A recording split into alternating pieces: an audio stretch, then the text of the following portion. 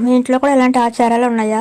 ఉంటే కామెంట్ చేసేయండి. And last వరకు ఎక్కడ స్కిప్ చేయకుండా వీడియో చూడండి. ఆచారాలు ఏంటో మీకు కూడా తెలుస్తాయి. అసలు మ్యాటర్ ఏంటంటే మా అమ్మగారు, మా పెద్దమ్మగారు రీసెంట్‌గా కాశీ వెళ్ళొచ్చారు కదా! కాశీ వెళ్ళి వచ్చిన వాళ్ళు ఎక్కడ కూడా భోజనం అనేది చేయకూడదంట ఇంట్లో. పుట్టింట్లో భోజనం చేసే వరకు ఎక్కడ ఫంక్షన్‌లకి, పెళ్ళిళ్ళకి చుట్టాలింట్లో కూడా భోజనం చేయకూడదు అని అన్నారు.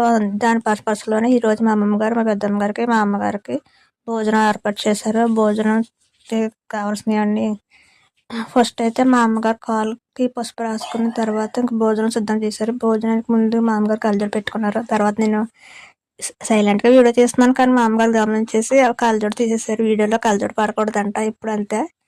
నెక్స్ట్ భోజనాలు ప్రాసెస్ అయిపోయిన తర్వాత మా అమ్మగారికి మా అమ్మమ్మ గారు జాకెట్ ముక్క పెట్టారు. కుంకుమ బొట్టు పెట్టి జాకెట్ ముక్క పెట్టిన తర్వాత మా అమ్మగారు మా అమ్మమ్మ గారిని కాళ్ళకి నమస్కరించుకొని తన అమ్మమ్మ గారి ఆశీర్వాదం అనేది తీసుకున్నారు. ఇదంతా అయిపోయిన తర్వాత మా అమ్మగారు ఇంకా పనిలో కానీ కాశీ గంగను కూడా తీసి ఎవరికి వాళ్ళు కావాల్సిన వాళ్ళకి బాటిల్లో వేసి ఇచ్చేసారు. మాకు, మా అమ్మగారికి, మా మావయ్యకి, మా మావయ్య గారికి ఎందుకంటే పొలంలో జల్లుకోవడానికని కాశీ నీళ్ళు మా మావయ్య గారికి కూడా ఇచ్చారు.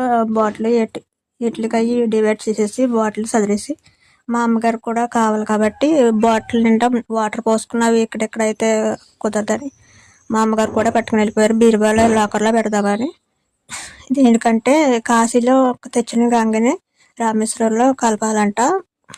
దానికోసం అప్పుడు రామేశ్వరం ఎప్పుడు వెళ్తే అప్పటికి ఉండాలని స్టోర్ చేసుకోవడానికి మా అమ్మగారు కూడా మా అమ్మమ్మ గారు ఇంటికాంచి మా అమలాపురం పట్టుకెళ్ళిపోయారు. ఓకే గాయస్, వీడియో లాస్ట్ వరకు చూసారు కదా. నా వీడియోని మీకు నచ్చినట్లయితే ఒక లైక్ చేయండి. అండ్ ఫస్ట్ టైం మా ఛానల్ చూసినట్టే please subscribe to my channel. And పక్కనే ఉన్న బెల్ ఐకాన్ క్లిక్ చేస్తే నేను పెట్టే నెక్స్ట్ పోస్ట్ని మీకు నోటిఫికేషన్ ద్వారా వస్తుంది. అండ్ మీ ఇంట్లో కూడా ఎలాంటి ఆచారాలు అంటే కామెంట్ చేసేయండి. Okay, thank you all. See later, bye by.